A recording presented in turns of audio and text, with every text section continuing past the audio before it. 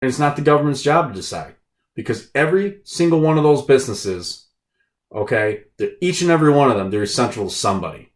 And that might be the consumer. Maybe I want essential oils and I want them now. That's my business, what I decide. It's not the government's decision on what's essential to me during this pandemic. And it certainly isn't their job to tell landowners what they will and won't do with their own property. This is going to affect other things. Like, what do you think happens? Who do you think develops these properties and why? A lot of times it's chunks of land that no one knows what to do with, and someone looks at it, sees potential. They get the funds, which is usually what? A loan from a bank. So it starts there. They get a loan from a bank, which is providing what? The bank provides them a service. They get the loan. They pay the bank back with interest, right? So the bank makes money. They go develop this property. When they do what? They hired people to what? Landscape, build. You're building a building. Well, you got to hire an architect. You have to have plans drawn up. You have to hire people to mix the cement and do all the actual work from the ground up. Then if you own enough properties, you're going to have managers, landlords that do the work for you. If they weren't doing this, where would you rent from? Obviously, there's a class of people, or I should say a group of people out there, or consumers out there, looking for the service, right? Or the product of places to rent. I either don't want to own a house or can't afford a house, so I would like to rent a property, an apartment. And again, I enter into a consensual agreement with the landlord, and then now here comes Trump trying to force his way in the door and saying, oh, no, you're not allowed. The landowner is not allowed to fulfill his end now. You can't pay, so he can't kick you out. He just has to bite the bullet. That's 100% completely wrong. And in fact, any other election cycle, this alone should tank his election bid. This right here, everyone should be going, what are you doing? Right? Donald Trump's supposed to be this great businessman, this great capitalist. He loves capitalism. Oh, yeah. And all these people, especially his naysayers, all he cares about are big businesses. Business people. What's he doing?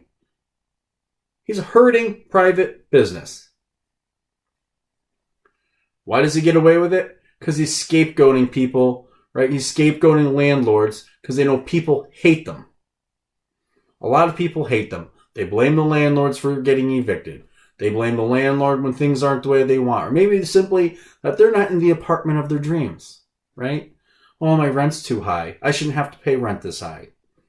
You hear stuff like that all the time. It's like similar to the hatred of bankers out there, right? Except I think landlords are like a rung below the bankers. So it's an easy target for Trump, right? I'm going to paint a target on the landlords and say, oh yeah, they're doing shady things. They're charging people too much during COVID. They're, evicting people? You can't pay your bills, so they're going to make you leave? How greedy of them. How selfish, right? That word selfish again. Ooh. Well, you know what? In this instance, it's okay to be selfish enough to kick someone out who refuses to pay their rent. It's that simple. And they're going to get creative. They're going to find ways to get rid of these people. And I can guarantee you, as of tomorrow, right?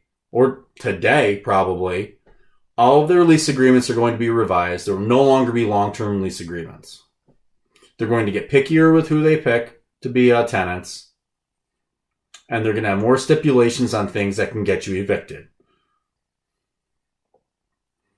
And it's disgusting that they even have to jump through these hoops. It's even worse that it's a supposedly great capitalist president. And he's not a capitalist, okay?